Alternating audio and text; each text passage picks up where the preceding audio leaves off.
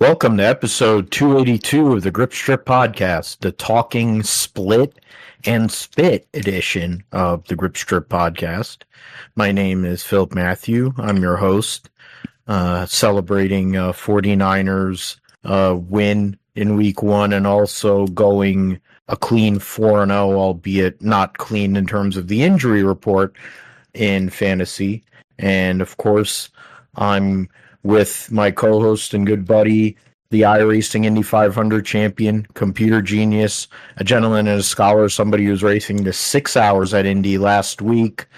His name is Josh Fine. What's going on, brother?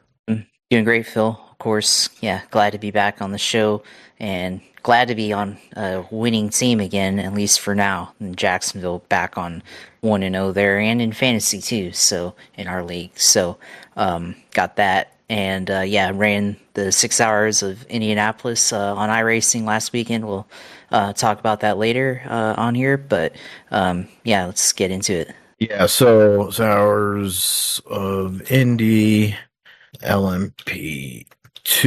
Yeah, so we'll talk about, what is it, Jalen Carter, and then one of your guys on your alma mater in the process of Billy Napier's eventual end, going and hawking loogies on people. Nothing on Jalen Carter as of yet for going and hawking on Dak Prescott, which, to be fair, he's not the first person that's wanted to spit in Dak Prescott's face. But if you're going to do that, at least hawk on Jerry Jones or somebody like that. Like, hawking on that cuckold really doesn't do anything for anybody. And then the Florida kid doing that against USF, that's a bad look in general.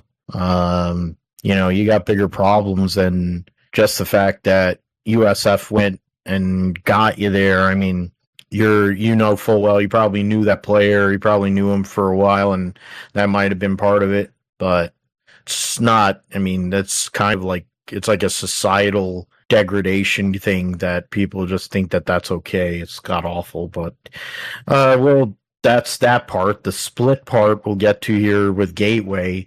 Not with Denny Hamlin, since he went out and got his fifth win of 2025 in the Enjoy Illinois 300 Cup race to go and lock himself into round two of the playoffs. We'll get into everything that went on there, all the playoff drivers, Josh Berry being dead to rights unless he wins on Saturday night at Bristol. In the Xfinity series, I'm just going to do this. This guy, I'm holding my Connor Zilisch 164 diecast. No, I didn't rip my pants in the process of going and raising this, but he did, sliding down his car, because why wouldn't Connor Zilisch go and have some issue while celebrating a victory? Then his meme of going and effing himself up at Watkins Glen was used by NFL memes or somebody. So that's pretty god awful. Now that he's getting used as a meme, I mean, like, dude is one of the best things to come to motorsports, and now he's a meme. I'll tell you, he might win a championship, might win double-digit amount of races. He has plenty of races to go. So, but he's a meme. So I don't know. We'll get into all the playoff drivers in the Xfinity series. Nothing of great significance changed there. Zilisch got the regular season title. So let us go. Yeah. So then Fish Lips wins pole, breaks the record for the Italian Grand Prix, fastest lap in the history of qualifying in any race, and then goes out and runs the fastest race in Formula One history on Sunday. The greater intrigue was between the McLaren teammates who were battling for the World Drivers' Championship. Lando Norris had been able to be second for most of the day, then had a problem on the pit stop late, and then they had to swap cars, so that wasn't clean by any means. So we'll get into all that and the points. I don't know if there's a lot of IndyCar news. Might go and reference that quickly, but not a lot. I mean, I know that there's What is it? The Prema team is going to be announcing updates in regards to their driver lineup for next year, with plenty of intrigue regarding both of them, based on their previous exploits prior to becoming IndyCar drivers. So something to see there. And we'll talk about NFL Week 1 for our teams and for fantasy, along with Week 2 preview. Both teams looking to go 2-0, so trying to go and do that. Roundup, we'll talk about Moto 2, briefly MotoGP, because Marc Marquez actually didn't win a race for once. WEC was at Coda for the 6 hour of Coda, which was run mostly in the rain. F2 and F3 was at Monza, World Superbike at Manicourt, and then this coming weekend we'll have Rally Chile, Blueberries from Chile, and then the supercars at the Bend Enduro, first of the 2 endurance races. NHRA will be at Reading, Pennsylvania this weekend. For a long period of time this year, I thought I was going to go. The way things are going, probably not going to go, in large part due to all the health and other issues I've been having and timing and all that stuff, unfortunately. So my opportunity to meet Tony Stewart may never happen, but, we'll see. Triple header at Bristol. We'll preview that and make picks for all 3 races. I think Arca's there as well. Josh will talk about his exploits in the 6 hours of Indy in the LMP2 category, with Sim Party Racing and anything else going on in the world of iRacing and gaming, and then we'll call it a day. So let us start with the Enjoy Illinois 300 at Gateway. I'll always call it Gateway. I don't care that it's Worldwide Technology Raceway. It's like all these other stupid places that it's freaking Gateway. The race results: the 200th victory for Toyota in season 59. The 1 5th win, the year 59th. God. Now 240, you can feel good. So I think, that's 200th Cup victory. So, and then he just tied Kyle Busch for his, in terms of number of wins, I think, in a Toyota. So that's pretty sporty as well. The results of the race saw Denny Hamlin from pole, winning a second consecutive pole to start the playoff, lead 75 laps, which was the most laps, and win the race over his teammate Chase Briscoe, who won stage 1, led once for 15 laps, adding to his playoff point tally there. William Clyde Elliott the second from 19th to 3rd. Ryan Blaney 5th to 4th. Joey Logano 13th to 5th. All of those drivers led laps. John Hunter Nemechek, another great run for him. 6th place finish. Christopher Bell, Darrell Walsh Jr., Christopher Buescher, Keebler Gibbs. So a lot of Toyotas in this top 10. You had 6 Toyotas in the top 10. Then just outside the top 10 were William Byron and then Kyle Larson, the Hendrick drivers. Larson led the 3rd most laps on the day. Darrell Walsh Jr. won stage 2 and led the 2nd most laps. So great run for him. We'll go Reddick finished 16th. Austin Dillon wrecked his brother on his way to 18th. Gumby Cindric 19th, former winner at the track. Ross Chastain finished 24th. Shane Van Gisbergen in 25th. Alex Bowman, another nightmare day, finishes 26th. And then, and then Josh Berry finishes dead last after hitting the fence 35 laps in the race. Daniel Suarez got into an incident that was assisted by Chase Briscoe, so hopefully that doesn't blow up in Chase's face later. Hopefully he apologizes to old Nacho Libre. yeah, Custard, they ran like crap, but then they'll be just like what Haas was back in the day. Now that they're going back to Chevy, they'll just be running back there with the Spire cars. But yeah, I mean Hamlin going out there, 59th win of his Cup career, one away from tying Kevin Harvick, fifth win of this year. I think it's been a consistent theme of our show all these years we've been doing it, talking about Denny Hamlin, Josh, and saying, is this the year or can he do it? He, of course, leaning into his Ric Flair heel vision and all that stuff. And that's all fine and well, but and the word, I think the drinking word is execution for NASCAR these days. So I guess the greater thing is they executed on Sunday, great pit stops and strategy and the like, and then going out there, getting the track position, able to maintain it late, using 4 tires versus the 2 for the 19 car. Yeah, I mean, Denny Hamlin yet again puts himself in a position, at least one round in, towards his ultimate goal of winning that elusive Cup Series championship.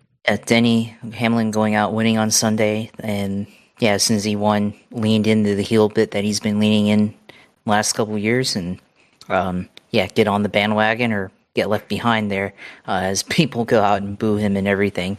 And I think the heel takes on an even greater role now that he's in the lawsuit against NASCAR. So I think there's a little bit of that too there. But yeah, I mean, he won the pole, of course, and just had a great race, great execution, like you said. Passed Chase Briscoe there towards the end before the final caution for Ty Dillon there, and then he was able to get around Brad Keselowski really easily on that restart, and basically drove away from there at the end of the race. So, yeah, I mean, it was kind of clean air there, but I think, part of it just, being on 4 tires versus 2 tires for him.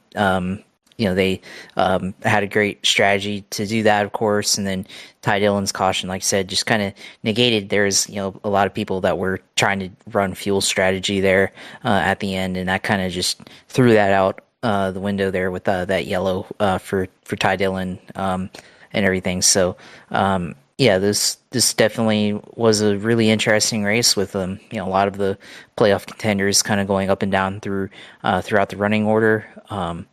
Hamlin kind of throughout that as well. Chase Briscoe is basically his main competitor in that one.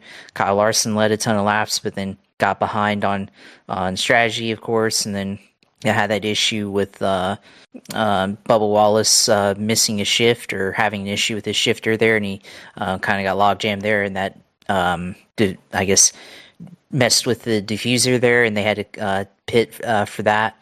And then, of course, he also cleaned out Ryan Blaney there in turn 3, trying to pull a slide job there on him. So, pretty rough race for him there. And then, Blaney had issues, of course, like I said, getting spun out and then getting throughout the field there, which he ended up recovering to get a top 5 there. So, lots of guys up and down.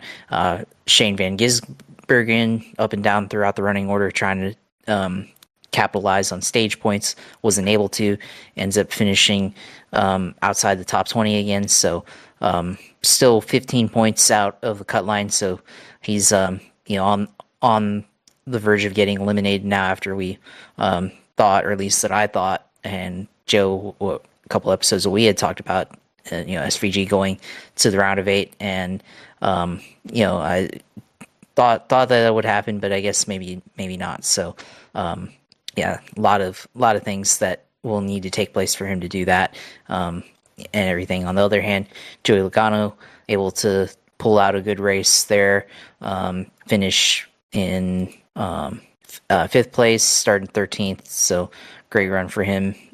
Secure a lot of points. Chase Elliott, same deal, able to add to his cushion on the cut line there. So no longer in risk of that.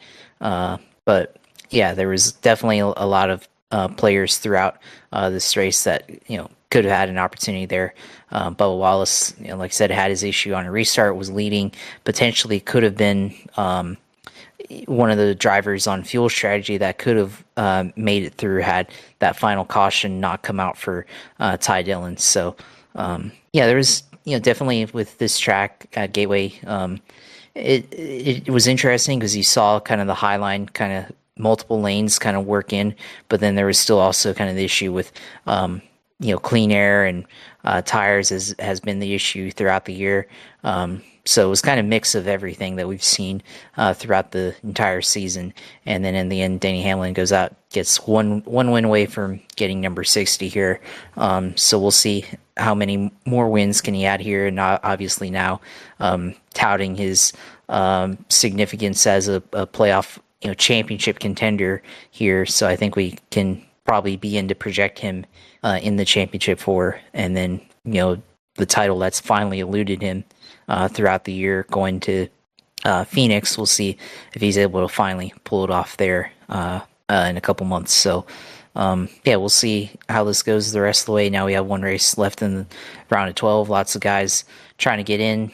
SVG, Austin Dillon, Josh Berry. Looks like he's going to need a miracle to win at Bristol. And then Alex Bowman, of course, they announced today, Hendrick, that they are doing a pit crew swap with the number 77 from Spires. So doing everything they can to get him into the round of 12 here.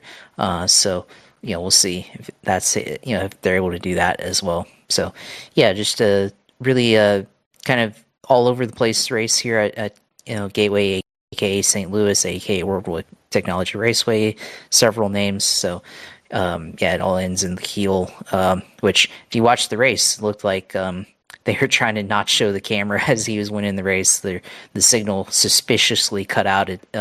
Some were reporting on social media, so very interesting there. But Denny goes out here and gets a series leading 5th win of the season. Yeah, I mean, it wasn't the only place where there were issues with presentations and signals and sound. Happened with the YouTube broadcast of the NFL game where the San Diego, Los Angeles, Anaheim, Los Gatos, Alameda Chargers played Kermit the Frog in them. But, it was a sound issue there too. So the fact that the camera cut out and Arnold Dennis is not too surprising, but I think, you brought up with the guys that are out right now, it's going to be very difficult based on how they're running to believe that they're going to go out there, make something happen. The way Hendrick's running at the moment, I have a hard time believing that they're going to go out and win. For Larson and Byron and Elliott, I think they're all solid enough where outside of getting wrecked, I think they should all be fine. Larson's plus 60, Byron's plus 39. They're both tied for the most amount of playoff points, or second most amount of playoff points. So, for Bowman, he's 35 points back. So, to be completely honest, has to go out there and win. That's the same for Josh Berry. There is a window for either Dillon or SVG to get in with points, but it's going to be very difficult. Cindric's plus 11, and then you have Chastain at 19 plus 19, and then you have Logano at plus 21. And Logano, of course, has won there. He's won a lot of these places, so he's just going to grind. I think this second round is where he's going to have to make a move. He likes winning at Las Vegas to start the third round, so the only way he's going to get there is if he gets out of that second round. But I think he's plenty capable at Bristol. Cindric is right on the borderline. But the reality of the world is, if the Penske's are fast, meaning Blaney and Logano, I would venture to say that Cindric and Berry will also be relatively competitive, you would think.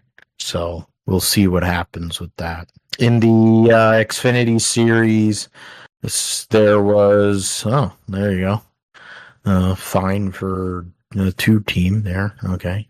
New Way 200 sauced by Blues Hog. That's a nice tongue twister for you. On Saturday night, that was it was a Connor Zilisch benefit, but then basically every race since Talladega could be considered a Connor Zilisch benefit in the Xfinity Series. His 9th win of 2025, 10th win of his career, started from pole, won stage 1, led the most laps, only one other driver led double-digit laps. That, of course, was Justin Allgaier, who won the second stage, and then had issues during the day, during the race. They were getting involved in a massive multi-car incident, so that didn't help his cause on one of the restarts there. We'll go through the top 10, or at least whoever got stage points. Zilisch, your winner, over William Sawalich, who led 7 laps, and Christian Eckes third, Buckshot Jones, Jesse Love, Eric Almirola in 6th, Hemrick driving for Colleague, finished 7th, Parker Retzloff, great job by him, finishing 8th, Corey Day 9th, Daniel Dye 10th. Hank Hill was 12th, Taylor Gray got a couple of stage points, finished 17th. And Nick Sanchez started 2nd, but didn't have a good car. Ended up finishing 25th. Allgaier finished 28th. And then Sam Mayer got wrecked, finished 35th. In terms of drivers that, will go to the playoffs, there were no changes. In terms of who was going to make the playoffs, the lineup that was there prior to going to Gateway ends up being the 12 that will advance to go to start this playoff. Jeb Burton was the only one who had a chance on points. Cars not good, and then ended up getting wrecked after Jordan Anderson, his car owner, had a similar wreck before that. Eckes tried, along with William Sawalich, of course, trying to make it in with the win and mess with that cut line. So there's that. For Zilisch, he rips his pants getting out of his car, sliding down the window, because I think we're just getting to the point to know that he's just a dork. But he's a dork that can drive a race car really well. So he's a Justin Marks dork, and he's probably going to win this championship, or he's going to Corey Haim it, one or the other, or Denny Hamlin. I mean, I'm making him into a verb that either he's going to Denny Hamlin, Corey Haim it, which is just a meme way of saying choke, or he's going to go out and win every race to end the season. It's one of those two storylines with him doing various goofy things in victory lane. I think for Connor's sake, he should just climb out of the car and just step on the floor and then just go, yeah, be like, he needs to do like a Kurt Angle when Kurt, and with a mouthpiece, because he had that mouthpiece to go and keep himself from exploding because of all the steroids and drugs he was on. That's really that should be the next celebration for Connor Zilisch. So then at least he won't split his pants or whatever the hell he did. But Connor Zilisch has been ridiculous, and I don't think there's an end in sight. And for Justin Allgaier to defend this championship, the elusive championship for him, it's going to be hard to fade the old 88 car. Yeah, absolutely. And I wonder if Connor Zilisch is just a fool who ripped his pants. Shout out to all the SpongeBob fans out there. But no, he dominated throughout that race. Really, the only competition he had was Justin Allgaier, who I mean, he was basically ahead of him anyways in stage 3, and then Justin Allgaier just got taken out late in the going there. Still finished the race, but well out of contention there. And now Connor clinched the regular season championship, as they say, and now goes and has 9 wins on the season, and probably can see him probably winning a ton more races. So definitely will smash the record for rookie wins here in the Xfinity Series, and probably going to have the most wins since Cup drivers were in the field and just straight up dominating, Kyle Busch, Carl Edwards, Kevin Harvick, those type of guys, which we don't normally expect from the Xfinity Series in terms of the regulars getting a win. But the 88's been super fast throughout the entire year, especially since he got injured at Talladega, and they've obviously hit on something to be up there week to week.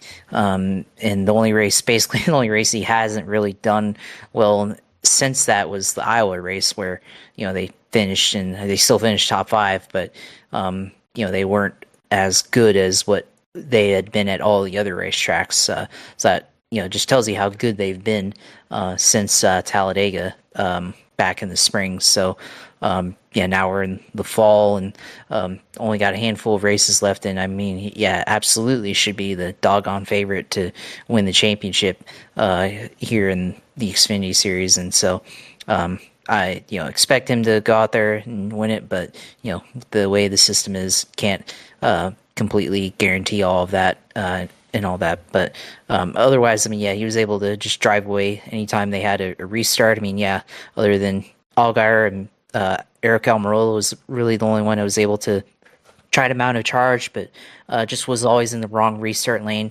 or ran out of momentum down the backstretch on restarts, and wasn't able to really take it to Connor Zilisch there in turn 3 and 4 to have something on him. But although their drivers fighting for second behind him, Swalich, of course, had a really, really good run, ends up getting second. So a lot of these guys just tried to mount a charge, but couldn't get to him. So it's going to be interesting going here throughout. So honestly, we got to see if he's going to win the next race here at Bristol, even though he's already clinched. So go for that 10th win on the season, and then back to Kansas, where he had his first oval debut, and then Charlotte road course, which probably, as long as, I assume SVG won't be in that one, so should be the favorite there and everything. And then basically, he's got to last that final round before Phoenix. Vegas, Talladega, and Martinsville. So as long as he's good at one of those tracks and is able to pick up a win, be there at the championship in Phoenix, and then it'll just be a matter of execution for him there. So we'll see how Connor's able to do, and I think there'll be quite a few more times from here on out until the beginning of November, where you'll be displaying that 164 diecast, and then I guess I'm gonna have to get that Connor Zilisch. I meant to do that, but I forgot, I guess. So I guess next time, if he wins, I'll break out the Connor Zilisch shirt on the show here. Great design there by Ryan Williams from Junior Motorsports there. But it's certainly it's going to be a short-lived era, by the way, because he's going up to the Cup Series, and then he'll have to relearn everything there. So this is certainly quite a run, one for the ages here for Connor Zilisch.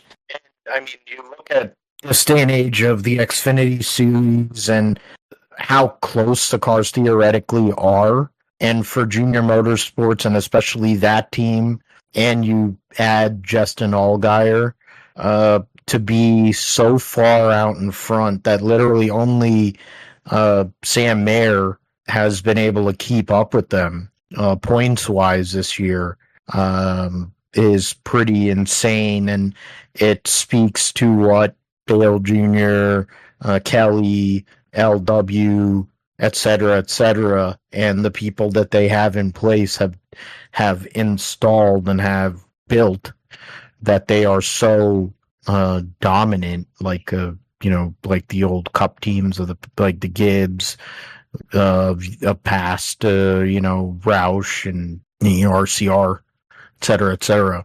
So, I mean, credit to them. Zilisch going out there now, starting to put some consistency together, running up front regularly. I think that first win is probably closer than further away, and especially with getting Connor Zilisch out of the series in 2026, I think it'll be a little bit less resistance for him to possibly go out there and do something in the Xfinity series.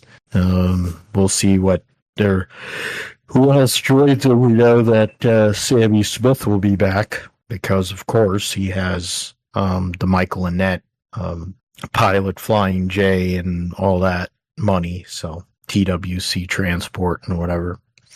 The points, yeah. So the points before, yeah. So the points now after the reset, Zilisch has a 29-point lead on Justin Allgaier. On just based on the stage points, he has one less stage win at the moment. Sam Mayer is minus 48 off the lead. I mean, the battle from third all the way through 12th, which is actually Hank Hill, because he lost all of his playoff points, is only 16 points. So there is volatility there between third and through 12th. So one incident could really affect someone, especially like Sam Mayer, who's one of the only ones. I mean, he's one of 7 guys that's won a race this year, or 8 guys that's won a race this year. But, for all of them, they have to keep their nose clean at a track where it's very difficult to do so. Every point matters. And of course, I think stage points are going to be a huge premium for those guys, and even more for the guys that didn't win a race. Quapple having a rough end to the regular season, Gray not having much of a run, and Creed relatively quiet, and then Burton had one of his one of his worst runs of the year, so not a lot of momentum on that end of the cutoff there. So we'll see what happens with that. Okay, so let's move through. I'll chain that up, and then we'll go to the Italian Grand Prix at Monza, the Palace of Speed, and was Fish Lips went out there and won, and that race there really wasn't any drama in that deal. God, yeah. That's what the race was a yawner. He won by 19.2 seconds over Lando Norris. Piastri was third, 21.35 seconds back. Eclairs was 25.62 seconds back in fourth after winning the pole in the race last year. George Russell fifth, Lewis Hamilton sixth, Alex Albon, Gabriel Bortoleto, Andrea Kimi Antonelli, and Isaac Hadjar, after starting from pit lane, rounded out your point scorers. Carlos Sainz, unfortunately, wasn't able to get a point.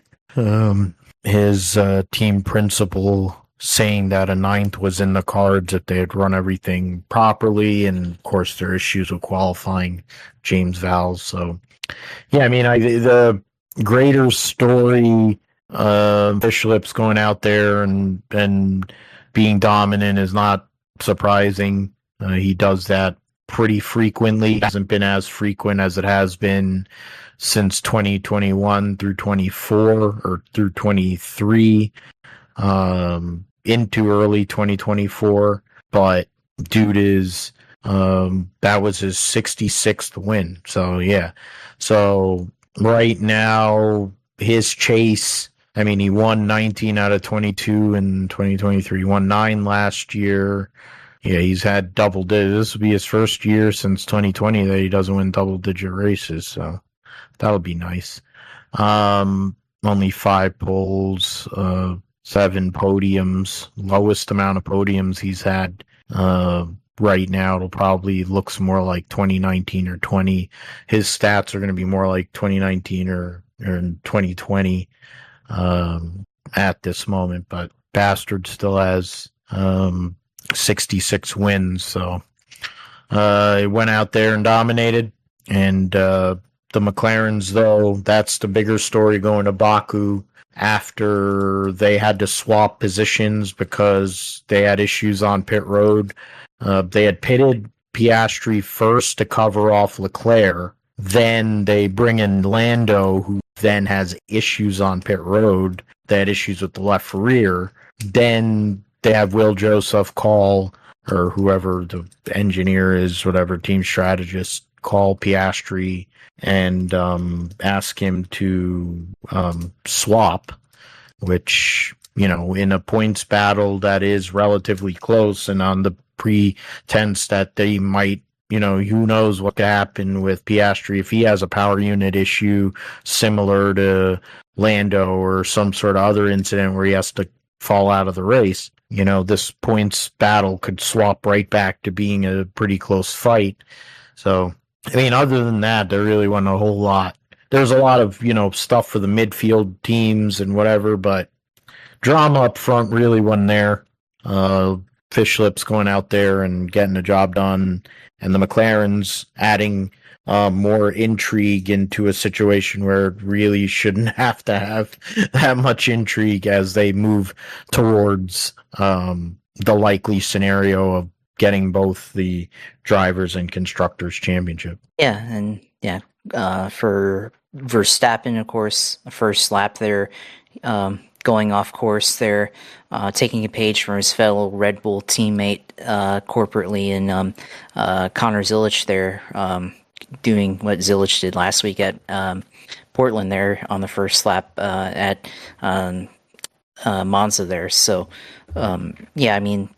not really. There's not really too much to say other than that about this race. Yeah, Verstappen finally winning again after not having won since May. Also at the other Italian Grand Prix here, so he's won both of them, I guess, and then one in Japan earlier this year. So for Verstappen, it's kind of been a dry year in terms of wins.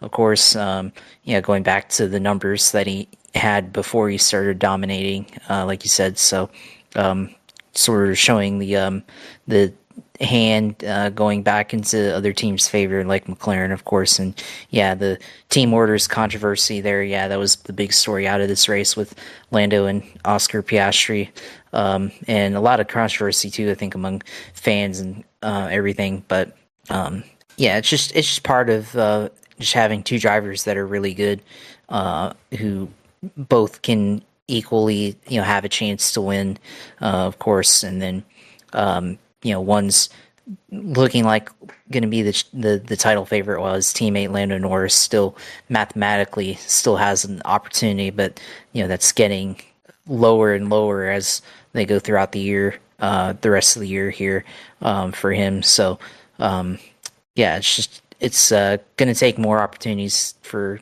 Lando. Just going to have to figure out a way, I guess, to pick up a win and hope he can still have a chance. But not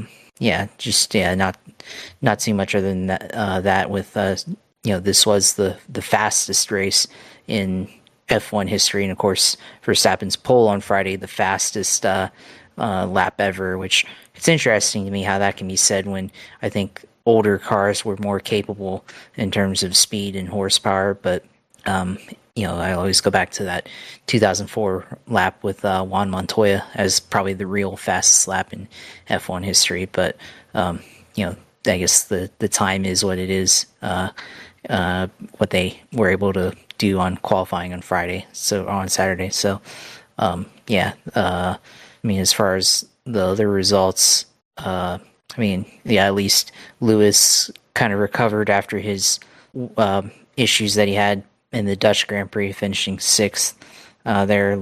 So both the Ferraris, decent result there in their home race at Monza. So at least there was that they were able to do that. Isaac Hadjar got another point this week, finishing in the top 10. So, yeah, I mean, Verstappen, I mean, could it be a recovery for them? I mean, obviously they haven't won anything, but could it be a sign of improvements that they've made?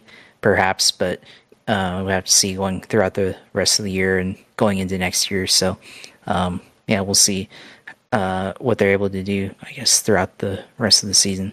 I mean, we'll see what they do. I mean, I think a lot of the transition for the top teams is into next year, angling for how many hours they're going to have wind tunnel time with the new regulations, and of course a new team coming in as well in Cadillac, Andretti, TWG, blah blah blah, as well. So something that we will take into account.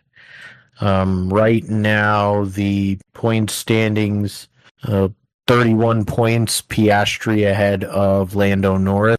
So still just over a full Grand Prix, even with the fastest lap too. It's a little bit over that. Fish Lips is nearly 100 points. He's 94 points or 96 points? Yeah, 96. No, 6. Yeah, 94 points. Or no, it is 96 points, I think. I can't. Yeah. I'm gonna go and do that. It's bothering me. 3 to 94. There you go. Fucking can't do math now. Yeah, 94 points for Fish Lips. He's got 36 on George Russell, so that's pretty solid, I think, without any type of mechanical issues there. The Ferraris are behind in 5th and 6th. There's decent gaps, 31 points, Russell, Leclerc, and then 46 points, Hamilton's deficit to Leclerc. Then there's a huge drop-off to Albon, who's 4 points ahead of Antonelli. That's a good battle. That's probably the closest battle. Then there's a really tight battle here on the back end of the top 10 between Isaac Hadjar, Hulkenberg, Stroll, Alonso, and Ocon. 10 points separating, 5 drivers there. Gasly, who re-upped with Alpine for another 3 until through 28, and Alpine coming out, the person who's running them now, saying that they're committed to F1 even though they're not going to be a power unit supplier anymore. Gasly tied with Lawson in points. Bortoletto 2 points behind them. Bierman, Sainz 4 points behind that. And then Pukki, Tsunoda 8 points behind. So that's the battle for 14th on back is only 8 points. So, and the only 2 people I haven't scored was Jack Doohan, who I think had 3 Grand Prix, and Franco Colapinto, that's had way more than that, to do exactly the same. In the Constructors' Championship, McLaren's won that. Doesn't really matter. 20 points between Ferrari and Mercedes, and then they're 41 ahead of Red Bull. So that's really where that is for 2nd through 4th. Williams pretty solidly in 5th. Aston Martin only a point ahead of Toro Rosso and 7 ahead of Sauber. So that is something that could change 6th, 7th, and 8th. And then Haas in 9th, 11 points behind Sauber. Was it 18 behind Aston Martin? So they're going to need a really big result for that to change. And then Alpine rounding out the rear. So, yeah, we mentioned football, of course, NFL Week 1. 2 words, phenomenal. They had from Thursday all the way through to Monday night. Chat was live for our group chat for the league. And it went from looking pretty grim for me in the fall ball league to great in the span of a few possessions for JJ McCarthy to come through that, because Justin Fields had actually had a good game the day before. So it's going to be a hard choice from week to week, I think, for those two guys. But in the grand scheme of things, for fantasy teams that I knew I was doing 3 teams this year, and for the 3 teams I have, they all won. The extra team that I have randomly won also, and then also survived in the survival pool. Didn't do a guillotine team, even though Yahoo insisted on sending plenty ads for that. 49ers getting the win on Sunday over the Seahawks. Oh, they got Eddie Pinheiro. Pinheiro. Yeah.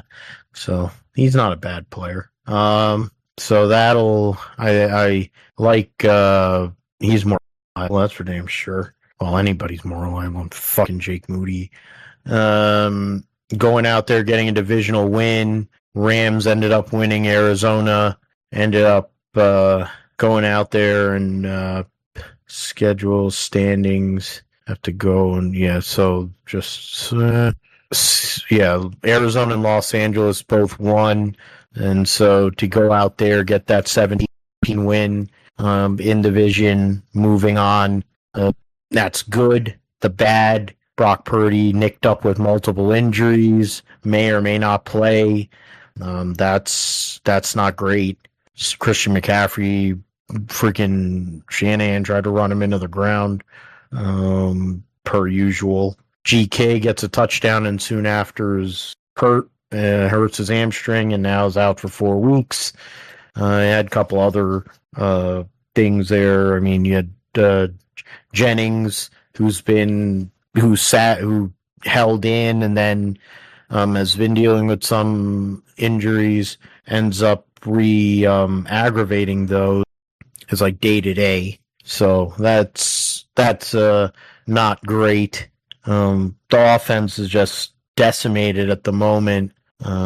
Need to keep whatever else we have alive.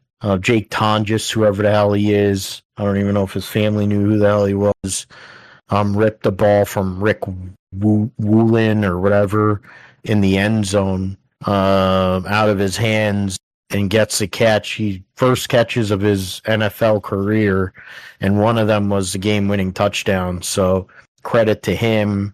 But in terms of the Niners, we'll see what they're able to do this week in New Orleans. It's going to be hard without some of the not having GK is going to be tough. But we'll battle through. He's a leader.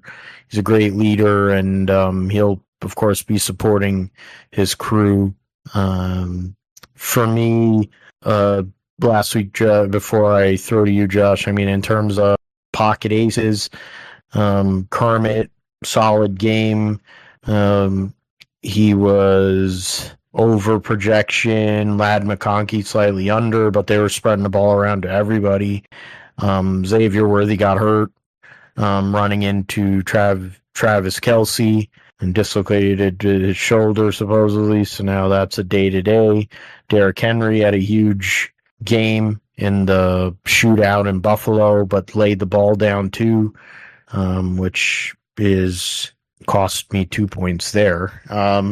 Kieran Williams had 66 yards and a touchdown rushing, so solid enough. Had a good overall game. Pollard went under his projection too, but Tennessee's offense, their offensive line is pathetic.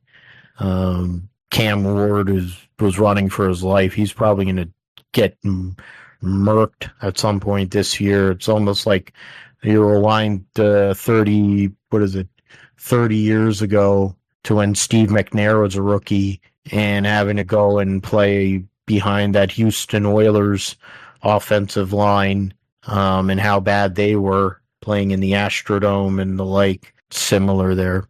JJ McCarthy, even though you had said that you made your comment, pissed me off. And then during that actually woke me up, because then, you know what, I was already not happy, and then I saw that, I'm like, oh, this fucking guy. And then you added on to it too, and then I was like, all right, I'm like 3/4 in, this isn't looking good at all, and I'm like, I'm gonna go and lose because I randomly didn't play Justin Fields. And then JJ McCarthy decided to show up in the fourth quarter.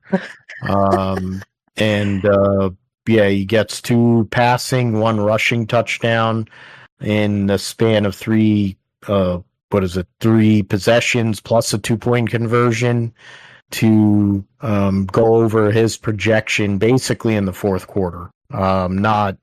He didn't have much of a game before that. So it wasn't ideal. Left Marvin Harrison on the bench. J.K. Dobbins had a solid enough game. Ricky Pearsall, I could have played him. He had 18 points. He had 4 for 108. He could have had there was at least one pass where I think he got broke up where it could have been really big. Keon Coleman ended up with 8 for 112 and a touchdown. So I left a lot of points on the bench, so I kind of faded it against Joe. Joe with my IDPs, I had Kyle Hamilton get 31.5 points out of the DB position, and then not much else. On the flip side, Joe got nothing out of Aiden Hutchinson, an absolute donut. Drake May performed all right. I know we talked about it offline about Brian Thomas Jr. Didn't really matter. He got a touchdown, so a rushing touchdown, but wasn't, considering that y'all went and baptized the Panthers, wasn't as good as what he probably wanted, but I figure that'll change. Mayfield, good stat line. Garrett Wilson had a good stat line. 7 for 95 and a touchdown. Pickens was quiet. Bijan. Omari and Hampton in the Friday night game was just okay because Kansas City was selling out on that run, and then giving up lots of big plays in the air. You mentioned Brian Branch, 15.5 points in what was a terrible game for Detroit, and then Fred Warner doing Fred Warner things. So essentially, I think it was only like 6 or 7 points heading into the game on Monday, and I think JJ McCarthy was at about 4.5 or 5 points for a good amount of that game. So that was going to be a pretty bad one to have to deal with. But at least he saved it. So, all right, there's that. My pocket, that's the pocket aces. Faithful to the Bay, the other league I won. One of the, 3 that I won last year out of 4 that I played in. Last week I have Baker as my quarterback there. AJ Brown needed 1 reception late to not put up a donut.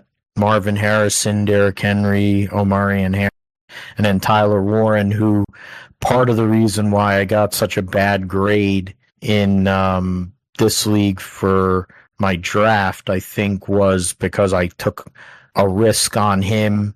Probably took the quarterbacks a little earlier than you should, and generally a standard. But Warren ended up being the number 5 tight end in what was a blowout win for the Colts. Tetaroa McMillan was okay, 5 for 68 on 9 targets. Dobbins, Justin Herbert I had on the bench actually, so that's interesting. And I didn't really get anything else out of anybody else. So, won by 2.3 points there, so it was very close battle there. And then in our sleeper league, we ended up with high points. We have that's the Dynasty League we won last year. first time we made the playoffs, we won it with Vic and I, and we have Josh Allen in that. We also have Saquon. We made a trade to get Saquon. Let me see here. Go through because I don't have it up right now. All right, go over here. Yeah. Our team last week, yeah, we had, so we have Josh Allen and Brock Purdy as our quarterbacks. Barkley, Chuba Hubbard for running backs. Then we had Lade McConkey, Michael Pittman, Rashid Shaheed, Travis Etienne, which Josh will mention here shortly. Then we took a run with the Patriots defense, and they met the projection. Weren't amazing, and of course they lost that game to the Raiders. But we left Ja'Cory Croskett Merritt on the bench, but he looks solid at the moment. Jalen Warren, gonna have to keep him as a handcuff for knowing the Pittsburgh Steelers situation. Braylon Allen didn't do much. He did get a garbage touchdown, but we somehow or another have Spencer Rattler. As it stands, we might have to play him. We do have George Kittle, but now he's going to be on IR for 4 weeks. So that does suck, but went out there. I think we were high points for the week. So there is that. All right, Josh. Of course, your Jags went out there and won.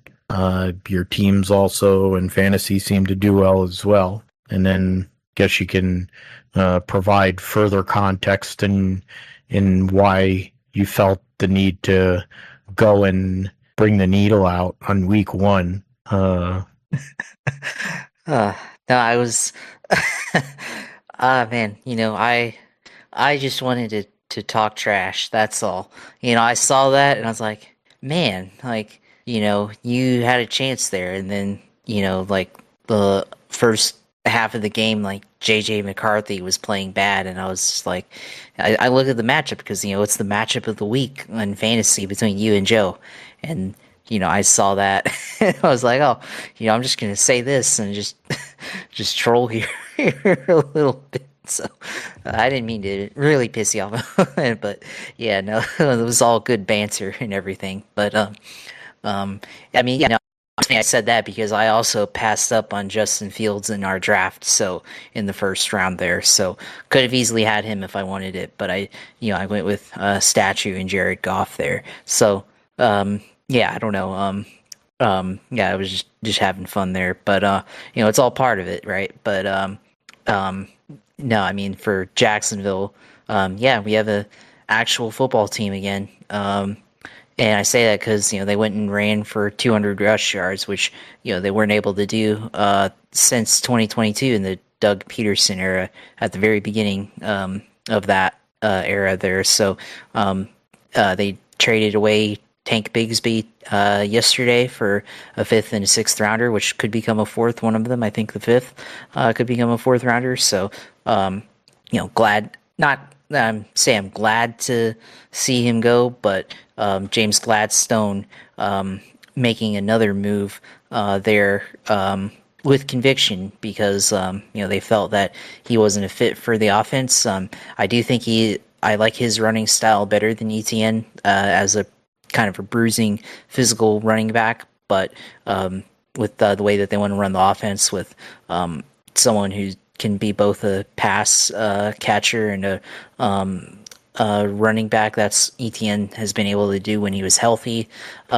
in 22 and 23 before the season started to fall apart for Jacksonville in 23. So for Etienne, of course, 16 carries for 143 yards, monster 71-yard run that I, honestly thought he was going to take to the house there, which would have been the longest run in Jags Stadium history there, finally. But, was hoping to, see rushing like this again.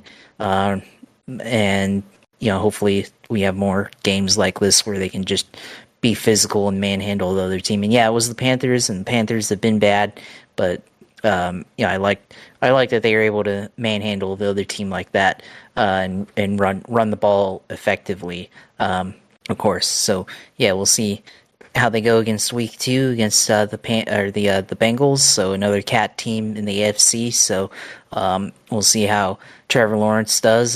Didn't have the best day. I mean, first half was great up until the supposed rain delay, which I'll get in that in a minute. But yeah, the performance after that. I mean, yeah, you said Brian Thomas Jr. had a quiet day, but I mean, some of that was just missed by Trevor Lawrence. Had 3 passes that were missed there, and then he had the interception, which could have been a big touchdown to Travis Hunter there. So he got integrated into the offense as well. So yeah, solid day around for everybody on offense, I think, there. And yeah, I hope that we have more games that we just are able to run all over. I think I said it before, but I like running the ball more than passing, honestly. Like, in Madden, whenever I played Madden or the college football game, always did a running based offense, try to run as much as possible. So it's just, when you can run all over a team and just take their will away,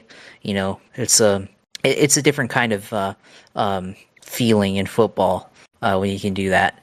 And this air ball nonsense, go back to college basketball on grass type deal there. So I like that we were able to run like that. But the lightning delay, of course, that was, I don't really know what they're like, why they have this policy. It's like NASCAR, like the whole 30 minutes after the last lightning strike, which, I mean, yeah, I guess we're doing it for all safety and everything, but I don't think it's the most efficient way, because we also saw this on Thursday night where they had that delay with the Eagles and the Cowboys, and I thought that's quite a delay in time and everything, and caused that game to go well past midnight there, and then Jags game ending close to 6 o'clock or 5-6 o'clock p.m. when normally games end at like 4 o'clock at the latest for the 1 o'clock slate, unless they go into overtime. So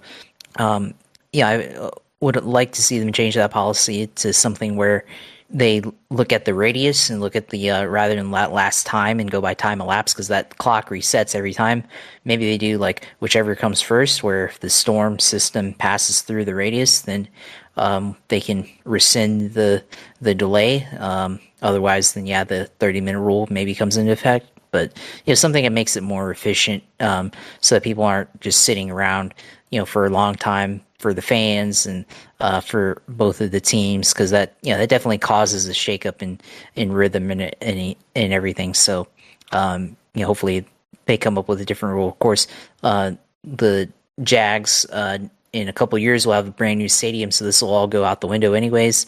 So look forward to that. But in the meantime, with the outdoor stadium, definitely have to deal with this issue of the Florida weather, which pretty rainy so far here in September, which fairly normal, I think, here in the state to have rain every day like this, and it's been a fairly kind of dry summer as well. So they're glad to see them win. Now they'll go up against the Bengals in week 2, and it could be a shootout there.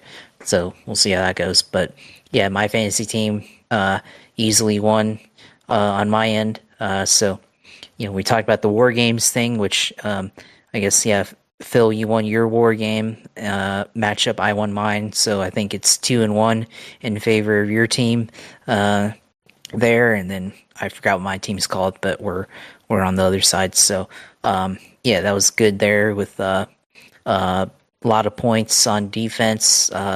Nick Bosa had a big game on defense. The Colts linebacker and cornerback that I have, they both had Zaire Franklin at okay game. And then Nick Cross had a fairly decent game going up against the Dolphins, of course, who, man, what an embarrassment by Miami on Sunday.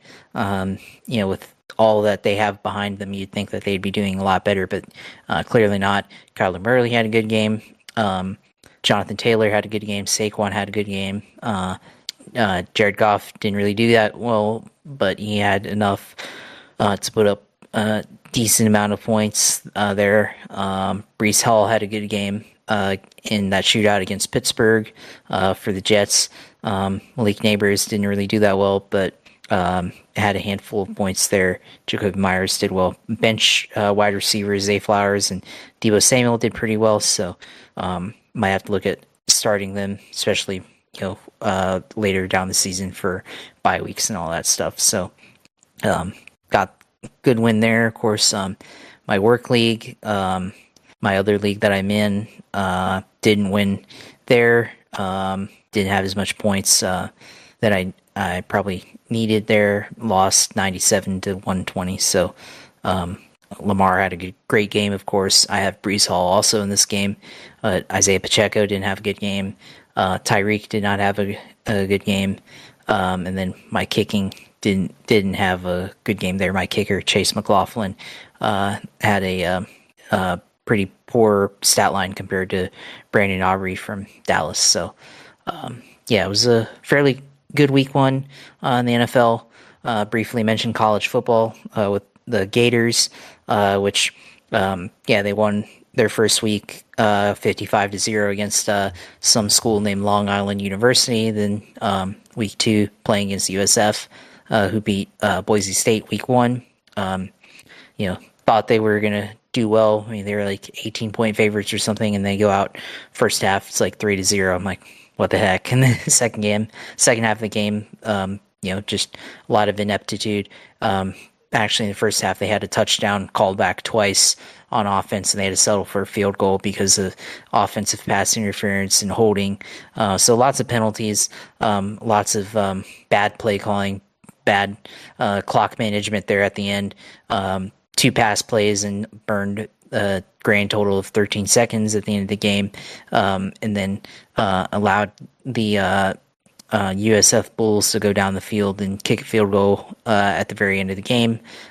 Billy Napier did not throw the timeout until there were he had 2 timeouts left and did not use them until they were inside of 30 seconds there with 20 seconds left, so 27 seconds left. So don't really know what they're doing. I mean, maybe that 4-game streak that they were going on last year, maybe that was all a mirage and everything, because Napier, it's like, looks like the same team from last year and the same team from before in 2022. So, like, what are we doing here and everything? And they should get a new coach in UF. So, thought it would be looking good, but now they have a tough schedule again. So it's literally going to be like the same excuse as last year's. Got off to a slow start and had a tough schedule against better schools, and then maybe they'll rally at the end of the year and make it look good. But gotta have a coach that's willing to give up play calling to somebody else, so he can. I mean, he's recruiting good, I guess, but play calling and offensive design leave a lot to desired, and they urged him to get an offensive coordinator, and he refused. So that should tell you enough. So when's basketball season start again for UF? That's what I'll go with. Baseball at least too. Not for a little bit, so we'll see. NFL wise, that's why I got the Jags hat on. Another hat in the Josh's snapback collection here. I'm glad to see the Jags are back, at least for now, and looking forward to seeing these upcoming slate of games here in the NFL. Yeah, and at least you know that you have a chance in division this year. Your team is competitive on both sides of the ball in the NFL, so there is that. Beating LIU, that's where my dad went, God bless his soul, for his master's. He got a couple of master's degrees there. They're coming from India, so I think my aunt also went there. And Long Island University is a good school. So, but definitely not for football. But they were there to go and take the check, but hey, it is what it is. That's what you have to do early in the season. Louisiana Lafayette of Tech or whatever, as Edelman said, doing his Belichick impression. Let us move over to GP Moto 2. So let us move back to the Barcelona race this past weekend. Waiting for results category. Oh, so it's crapping out. That's awesome. Grand Prix of Catalunya. The website's not even working, so that's a good sign. I have internet, so all right. Let's move over to motorsport.com and go to the race results there. Alex Marquez gets the victory by 1.74 seconds over his brother. Then Enea Bastianini and finishes third on the same weekend. The Tech 3 KTM gets bought by a consortium that includes Gunther Steiner. So he'll be running that organization starting next year. Pedro Costa, Fabio Quartararo, your top five. Then Ayagura for Trackhouse, Pecco Bagnaia, Luca Marini, Miguel Oliveira, who's not going to have a ride, at least in MotoGP for next year, and Jorge Martin, defending world champion, in 10th. Mir Viñal or Fernandez, Mir Viñales, Miller, Aldeguer, your point scorers. There were then two other riders that finished, Chantra and Alice Espargaro. Both VR46 Ducatis fell out. Alex Rins crashed again. Brad Binder, another brutal weekend. Johan Zarco, mistake. Marco Bezzecchi out there. So I'm not even going to bother with the points there. In Moto 2, the race, Holgado gets the victory in Moto 2 over Jake Dixon and Munoz. Scroll through. Joe Roberts and Ramirez finished together, 12th and 13th here, just in the bottom end of the points. Let's see, standings for, that's Moto 3. That's not what I wanted. Moto 2, Gonzalez is 17 and 38 points out of Canet. Morera is going to be moving up to MotoGP next year for LCR is in third.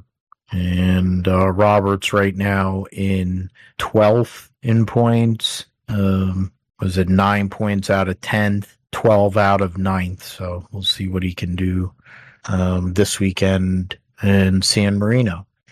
The WEC was at Coda. Type. I have an issue with that. Kevin Estra and the Penske Porsche team get the victory in the 6 hours in Austin there.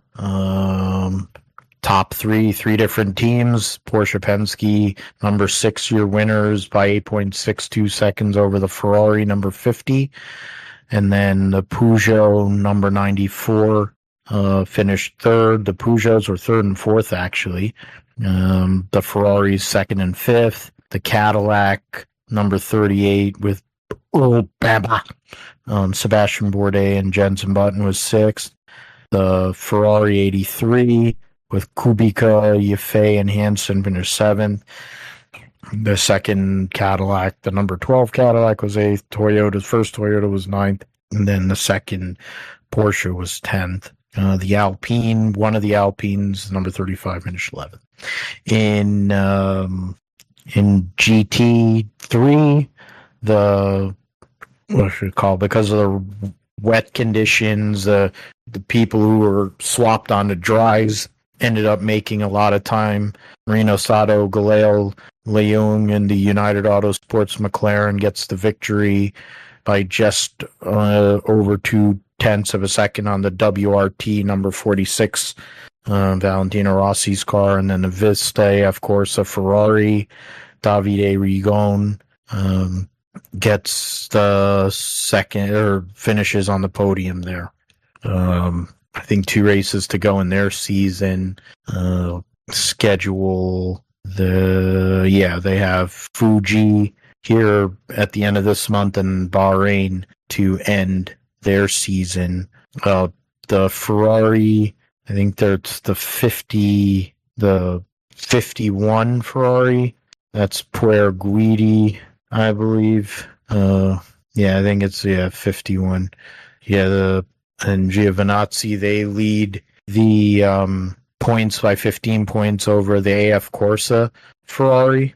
Then the Estra, Vantor, Porsche, there's a good battle there after that for third. So that's really the drivers, LMGT3 drivers. Ryan Harvick and his teammates are up by 19 over the Vista AF Corsa Ferrari team. The second team, Man, Rivera, Hirio, TF Sport, Corvette is going to need help. Ben Keating, 29 points back with 2 rounds to go.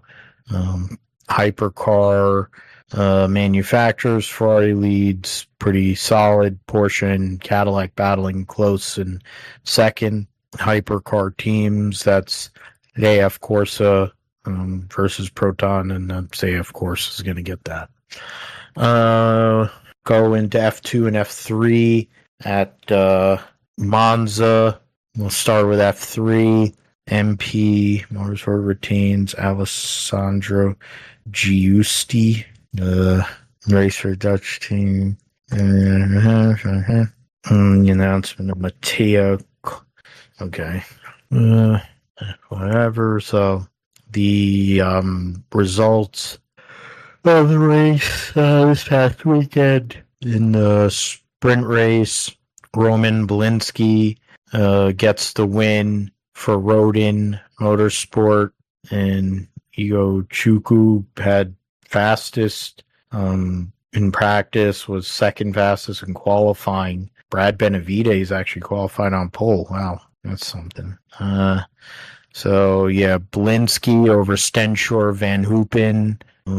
Uchukwu was ninth. Johnson, blah, blah, blah, blah. I have to go through and figure out. They don't make it easy to go through. You have to click on every driver. Then in the feature race, Interpruvasak gets the win over Nicholas Soloff and Leon. Brad Benavides was fourth. Ruben Camara fifth.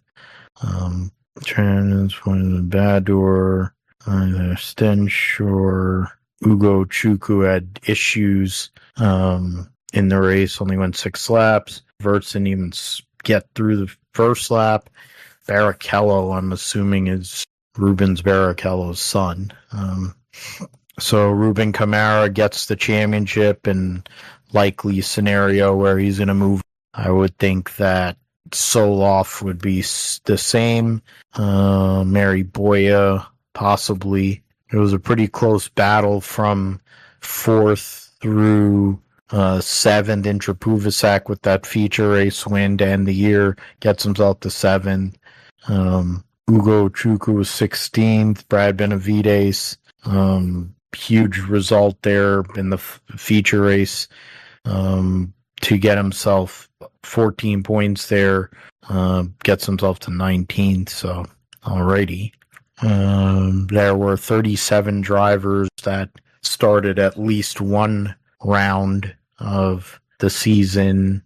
Lacourt was the only driver. Well, no, he didn't run every race. He missed one round, but he ran the majority of the year, didn't score a point. There was a guy, G, who ran the whole series and only got 1 point, which is pretty pathetic. But yeah, the Formula 2, they still got a few rounds to go after this, but they have 3 rounds to go. In the sprint race, Luca Fornaroli and then Luke Browning in the feature. In the sprint race, yeah, Fornaroli over Arvin Lindblad, Dirksen. Scroll through. Sebastian Montoya was 10th.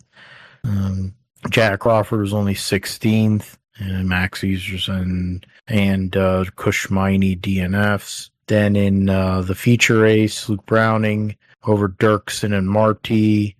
Seb Montoya was 9th. Jack Crawford was 11th, so no points for him. The whole weekend, Kushmini was 12th.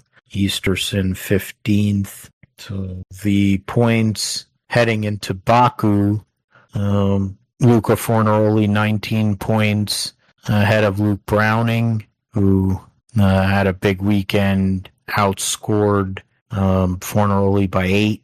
Richard Vachor is 30 points back in third. Jack Crawford is 37 points back in fourth now. Alex Dunn in fifth. Seb Montoya in ninth. Kush Miney in 14th. Max Easterson's one of only 2 drivers who's run every round and has not scored a point, so he really sucks. Yeah, and of course Colton Herta is going to be going over to Formula 2 next year, so good luck, man. Let's see, World Superbike and Manny Core. Pirate Fighter Ray, the number 1 fan. Toprak Raskatlioku gets a clean sweep and extends his championship lead to 39 points over Nicolo Bulega, who finished second in all 3 races, and then Alex Lowe's, who finished third in all 3 races. Garrett Gerloff still sits 16th in points. Petrucci in third is 24 points out of Locatelli and 30 points of Alvaro Batista. The Rally Chile is this week WRC World Rally Championship. Go over there. Takes a movement. Chile Biotanic. Iron Chile Performance Rebound. Entry list. So Ogier running this weekend, of course, in the mix, trying to win another world championship. Along with, you got, Sammy Takamoto Katsuda. So, Alfred Evans, his main rival, of course, for the championship. And Cali Rovanpera, you can never count out. Then defending world champion Thierry Neuville, having a rough year. Tanak, the other guy standing out for this rally. See what can happen there. So right now, the standings heading into this round, Efren Evans has a 7-point lead on Cali Rovanpera and a 9-point lead on Sebastian Ogier. 18 points on Tanak. So it's a very close battle here for this championship. Every point here through the final few rounds is going to matter. There's only, what do we have left after we have, this is one of 4 rallies left. You have Central European Rally, which is Bavarian mix of roads, so it's winding through Czech hills and it's slippery. So you have modern, so it's a tarmac rally. Then you have Rally Japan, and then that also, I believe, is a knowing asphalt demanding another tarmac rally. So 2 tarmac rallies and 2, I think, off 2 dirt drivers on the canvas bike. So 2 dirt rallies and then 2 tarmac rallies. So that'll be interesting to see as the season ends up there. Supercars at the Bend, which is a new super circuit over in Australia.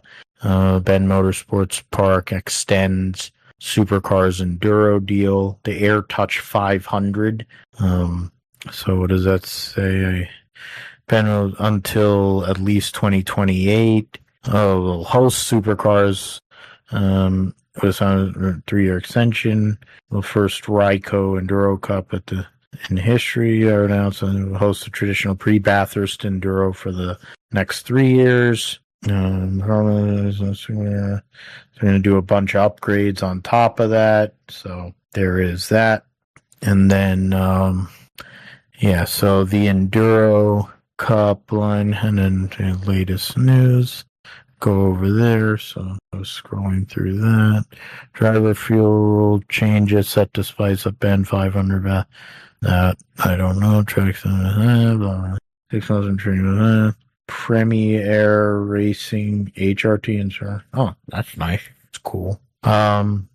Super Quiz, don't know. So, want to go, get the entry list here. Ben return the Supercars calendar. Taking packages. Your race schedule. Event information. That's not trying to get. It'd be nice if they had the entry list. They don't, because why would they? That would make sense. So I'll have to go back out there and look at it because it's their damn website. Hold on. Here's a field. So for Red Bull, Ampol Racing will be defending series champion Will Brown and Scott Pye. And then Brock Feeney, the champion-elect in a sense, and team owner, or team principal, Jamie Whincup, the 7-time Supercars champion. Penrite Racing will have Matthew Payne and former series champion Goth Tanda, Kai Allen, and Dale Wood. So those are Fords there. Then Tickford Racing, another Ford team. Cam Waters and Frosty Winterbottom, the former champion for that team. Thomas Randall and James Moffitt from the legendary Moffitt family. Walkinshaw Andretti United, Chaz Mostert and Fabian Coulthard. And then Ryan Wood and Jaden Ojeda. Shell V-Power, the Dick Johnson Racing team. Brody Kostecki and Todd Hazelwood and the 38. Then Will Davison and Tony D'Alberto, Brad Jones Racing, Chaim Gardner, Declan Frazier, Bryce Fullwood, Brad Vaughn, whoever that is, and then Macaulay Jones and Jordan Boys, Jackson Evans, Jack Smith, and then the Team 18, Anton Di Pasquale, Harry Jones, and then the veteran combination of David Reynolds and Lee Holdsworth, Nick Percat and Tim Slade for Matt Stone Racing, Cam Hill and Cameron McLeod. Then Premier Racing, James Golding and David Russell, and then Richie Stanaway and Nash Morris, the son of Paul Morris. Erebus Motorsports, Jack LeBrock and Jared Hughes, and then Cooper Murray and Job Stewart, James Courtney and Jack Perkins, the Blanchard Racing team. Perkins, of course, another son of a legend, Aaron Cameron and Zach Best. The Enduro only cars here of Super Cheap Auto Racing, which is Craig Lowndes, the legend, and Zach Bates. 888 car, then Rylan Gray and Lockie Dalton for Tickford Racing, and then Matt Stone Racing, third car, Aaron Seaton. So, of course, Glenn Seaton, his dad, the co-driver for Cameron Crick. So, be interesting to see what ends up happening here at the Bend, and then a few weeks from now at the Bathurst 1000. Where are we at? So NHRA, I mentioned earlier that Leah Pruitt will be back driving the Top Fuel car, the Dodge Direct Connection Top Fuel car in 2026. And that's the announcement as a lead into the countdown. So interesting how that'll affect Tony and that whole team. Coming off of a runner-up finish at Indianapolis in the 40th annual Reading NHRA Nationals presented by Nitro Fish. So that'll be a weather permit, or weather is able to cooperate. They could have some really fast times. Qualifying points will be at a premium, and then race day, trying to maintain your car and everything. Tony goes into the countdown with a 16-point lead over Sean Langdon, 31 on Coletta, 38 on Jess Ashley, 56 on Brittany Force. Sean Reed probably looks like he's going to be coming back at some point during this playoff. So he'll probably finish 10th, but still. You mentioned Austin Prock and Funny Car leads by 20 points over Jack Beckman, 27 over Matt Hagan. Then you have Dallas Glenn, who's 19 points out of Greg Anderson, 30 over Matt Hartford. And then Gage Herrera in Pro Stock Motorcycle, 23 out of his teammate Richard Gadsden, and then 32 ahead of Matt Smith. Alrighty. So we will now preview the races at Bristol this coming weekend. And to go and bring up J-Ski here. So first off will be the Truck Series on Thursday night. Of course, the September 11th, so I'm sure there'll be different tributes and things for on the anniversary of one of the worst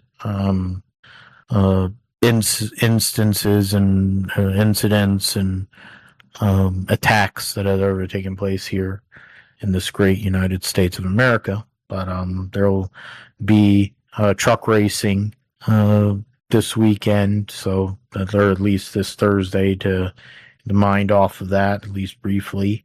Bring up the entry list. UNOH 200. Brett Cruz will be driving for Tricon Garage.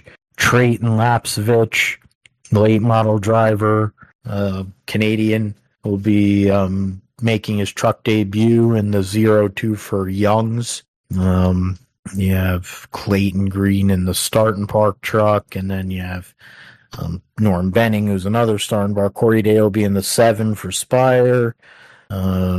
Stephen Parsons in the 20 for Youngs. Josh Graham driving for himself. Dawson Sutton running a Tennessee Volunteers Rackley War truck. Mason Maggio driving the 33. Greg Van Alst will be driving for his own team there. Connor Jones likely to destroy his 41 truck. Might take somebody with him. Highly likely will. And you have Cole Butcher in a second Halmar Friesen truck and late model standout himself. Caleb Costner driving for Mike Harmon again this weekend, trying to make the field.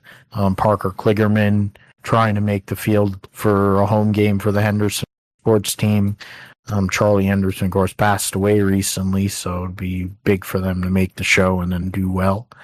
And what does it give? Greenfield 95. And yeah, that's it. So let's see here. I picked first last week, so Josh, you get first dibs here in the trucks. Who do you have to win?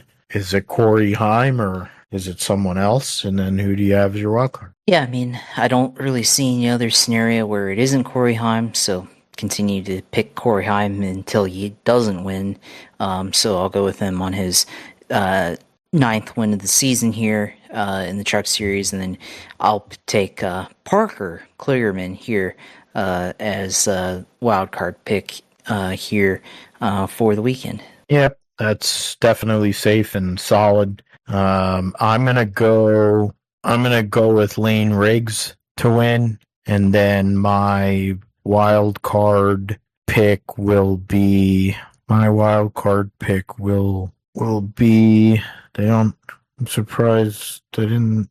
The 56s, they're only running a limited schedule. I wanted to pick Timmy Hill, but I will go and choose as a wild card. Why not? I'll go with Corey Day. So Lane Riggs to win and Corey Day wild card.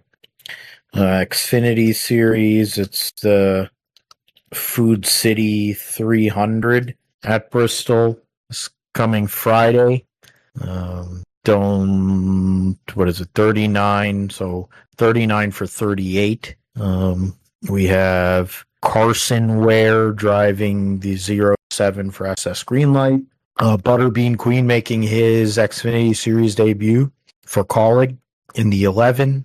Smithley in the 14, but that's a full-time right anyway. Corey Day in the 17 for Hendrick. Eric Almirola in the 19. Jeffrey Earnhardt driving for Sam Hunt this Friday. And what is it? Yes, Blaine Merrick. And Austin Green will be in the 32 for Jordan Anderson. Glenn Reen for Joey Gase. Alfredo, Josh Williams in the 45. Joey Gase in his own 53. Leland Honeyman in the 70. Licky in the 91. And Stephen Parsons in the 5 for Alpha Prime this weekend. So do I pick Connor Zilisch and keep the roll going, or do I see somebody else going out there? It's the same way as I feel when I think I want to pick Chase Briscoe because he's my favorite driver. I feel like if I pick him, then it's going to be a jinx. So I'm not going to pick Connor Zilisch. I'm going to actually pick Justin Allgaier. And then my wild card will be Butterbean this weekend in his Xfinity debut. So Phil goes with Justin Allgaier to win, and Brendan Butterbean Queen wild card. I left the fastball up there like Kyle Farnsworth for you. So do you go and send it like Aaron Judge would? He just passed the great Yogi Berra for 5th all time for the Yankees in home runs. I just gave you one to go and send to the seats. Are you taking it? Yeah, absolutely. Got to hit that one out of the park right there and go with Connor Zilisch to get his 10th win on the year. Man, 10 wins, double digits for number 88. And by the way, Dale Jr. ran this race the last 2 years at Bristol in the 88 car. And I mean, yeah, different team sort of and all, but I mean, he ran really good for, only showing up once or twice a year in the Xfinity and running Bristol. So yeah, I think he can, if Dale Jr. can get top 5 lead laps there and top 10, yeah, he can absolutely win this race here on Friday night. So yeah, I'll go with Connor Z as my pick to win there, and then wild card. Since you picked the easy, that was the home run wild card pick there, I think, in Butterbean. Yeah, you know what? I'll go another week, and I'll go with William Sawalich again. He's been really good so far. So yeah, we'll go with last couple of races. Yeah, so we'll go with him. He's been on a heater. He has a good chance if he can get good qualifying run to possibly go out there, depending on how the rubber lays down, the way the tires are, could go out there and get that upset victory, being a non-playoff driver. Last but not least, of course, the Bristol night race, Bass Pro Shops night race. Go for that. So there's 39 for 40. So no issues for qualifying. Let's see, anything that's the ordinary. You got different sponsors, of course, every single week, but for some of these, Hank Hill will be in the 33 for RCR. Chad Fincham driving for Carl Long, Garage 66. Corey Heim in a third 2311 car. Booty Barker back on the box there. Those are the 3 cars that wouldn't be there usually, along with the other open 6 additional open cars that are the 2311 and Front Row Motorsports teams. So, Josh, it's over to you. Toyotas have won the first 2 races of this round. Do they continue the trend here, or does a Ford or a Chevy go out there and get a win leading into round 2? I mean, it's easy to go with Toyota here with the speed that they've shown, but last time we were at Bristol, this guy went and spanked the field, and everything, and they are bringing a new right side tire and all that, so it could be interesting there. But I will pick Kyle Larson to win on Saturday night, Bristol night race, and kind of get his season. I mean, he's running slightly better than what he did in the summer, but if he won, it'd probably get him back into high gear, I guess, to what he's used to, I guess. But I'll go with him, and then wild card this weekend. I'll go with John Hunter Nemechek. Yeah, he's been really good, so I will pick a Toyota, just not to win. I mean, the way John Hunter Nemechek, he's been one of the best cars here these last few weeks. So that was a solid one to go with. For me, it is kind of tough here. It's kind of it's feeling like a Bell or Reddick, but I'm actually going to go with I'll go with Blaney here to win, and then my wild card will be, I just want to say it, the Hurricane Hosava.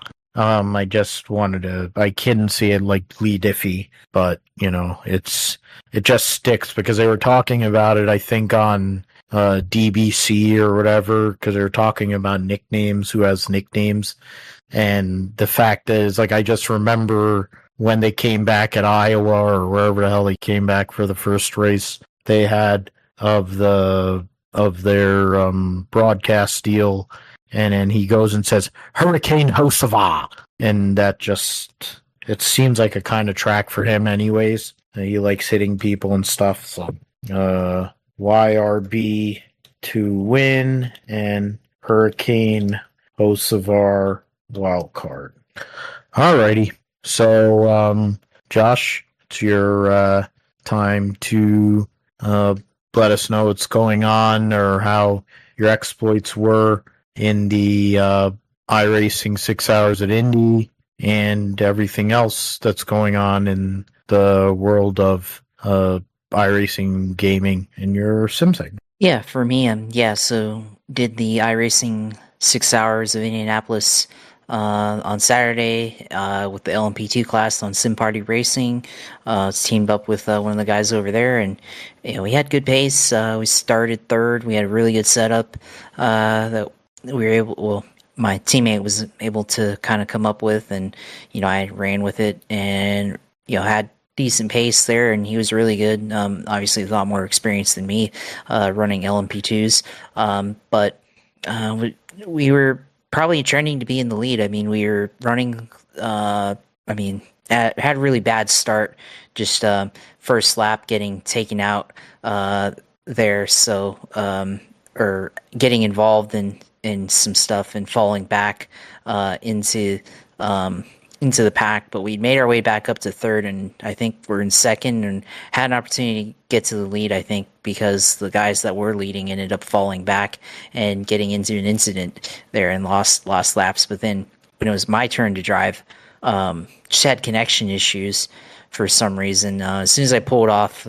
the pit lane, like, just kept blinking in and out, in and out, in and out, and then we spawned back and then got clobbered by somebody from behind, and then got spun out into the wall. So I had to take 6 minutes of required and 3 minutes of optional repairs. So we just waited for about 10 minutes or so to do that. So it was unfortunate there because we had a really good run and probably had an opportunity to go and win the race there, but given what had happened to other people. But things happen on iRacing with connection and stuff, and just wasn't our opportunity, I guess, in the way I guess the network was working and everything. I'm not sure who if it was a thing on my end or just somebody else's end on iRacing's end, but It's disappointing there, kind of, but we were still able to recover for a sixth place in class finish. There, I think, yeah, sixth or fifth, I think. So, yeah, it was, yeah, no, it was sixth. So, yeah, it was definitely good experience there. Running. I mean, even for me, like, being someone who's more an oval background and everything, like, was still on pace. When it was on my shift, so on my stint. So, I did a double stint there, and my teammate did double stints on his end. So, I was, definitely one of the better guys when it was my turn to drive. So, he was obviously had good pace when he drove, and I had good pace when I drove. So, we are both fairly good relative to who was driving it, around us and everything. So, that was good. There's, with the network activity going on. So I've had to make some adjustments on my end, trying to still figure out what is the issue there with frames and connection and all that. Trying to get the right balance to have the best experience there. So gonna have to like hop into like a heavy server or something, with heavily populated server there to see what the issue is and everything. I made some adjustments to the display, trying to optimize all the graphics and everything, so I'm not dropping frames or anything like that, or having a heavy CPU load. So still trying to work that out there and everything. And I think my network connection is good. I mean, I've always had good internet, but I don't know. There, it was just. I think it was a combination of having a heavy load and causing the network to drop frames and stuff, and drop connection there. So I'm gonna have to go back and look at it. I mean, I'm not the only one. Someone else in our team, or not team, but someone else within the Sim Party racing organization or community was also having issues with their connection. So we'll have to go back and look at it there. But yeah, it was otherwise still a good run for us. Still had fun. So yeah, I might try to do LMP2s for the sports car events, or maybe I'll work my way up into some GTP racing to do that there, or try to attempt to go for an overall victory there. So yeah, it was great. Otherwise, on that, this week on iRacing, big update coming here for season 4. If you update iRacing, you'll have a 64 gigabyte download. It's that big of an update on iRacing. None bigger than the user interface being updated to a much more modern look. So next time, Phil, when you're at Apex and they have iRacing, the user interface will look completely different, much more sleek and modern. So most games are these days. So you'll have that to look at. So instead of the red and white user interface that you have when you join a race, will I think be like more transparent and black. So a lot more modern sim looking compared to what it was in the past. A lot of graphics updates, new content coming out. They're gonna release Mexico City there. They're releasing the Dallara IL-15, so the Indy Lights car is now officially on iRacing now. So I think that'll lead into some Indy NXT racing, and it also ties in with the fact that they intend on having they will have a IndyCar console game next year, so produced by iRacing. So they'll be on the lookout for that, of course. So yeah, that should be really fun to get. So it should be interesting for events like the Freedom 100 there. So got that going on later in the year, and then other events like that. So yeah, right now it's week 13 on iRacing, and the ones that I've been looking at were the Gen 4 Cup 5 to Go League, and the Prototype Challenge there with the GTPs. Did some Daytona last night just to kind of testing my network issues there, just to try it out, and then probably get on it later this week. Next week, they've got Auto Club on the IndyCar, I think, and the 87 car I think, and the Gen 4 cars. So a lot of that next week probably. We'll see. We'll see how that goes. But yeah, lots of updates here on iRacing for week 13 there. So yeah, I'm looking forward to playing later in the week and everything with this. Definitely loving all the updates that are happening on iRacing, and looking forward to it here. So yeah, you can see the Twitch stream for the 6 hours in Indianapolis, which because the network thing's trying to figure out what was wrong with it. I actually cut it shortly after I picked up, but you'll see the part where I wiped out. So or got wiped out. So I was trying to avoid or getting clobbered in the chicane before the back straight, and then kind of ran over the curb, but then also kind of got ran into behind at the same time. So got cleaned out there, which you'll see that towards the end of the stream. But my teammate was driving the first 2 hours of the race or so there, but then was trying to figure out what was wrong and stuff. Cut the stream a bit early just to try to lessen the network load to make sure we could have a stable connection for the rest of the event there. So wanted to do that. So apologies on that, but just trying to figure out computer issues on that end. So we'll have to go through it there. But you see that at Twitch TV/usailor2, and then of course the Twitter page at JP Huffine and everything, and the YouTube page at Gripshire Podcast, and then of course new photography page, Josh Huffine Photography. You can go on there and look at my motorsports photography. You're gonna have to try to post some more stuff on there from all the events that I've been to this year, and all the other things that I like to do with the rocket launches and all that. So you can look at it on there and all that. So yeah, glad to NFL season back. Glad to be in fantasy again and have fun with that. And looking forward to our matchups and our war games throughout the rest of the fantasy year.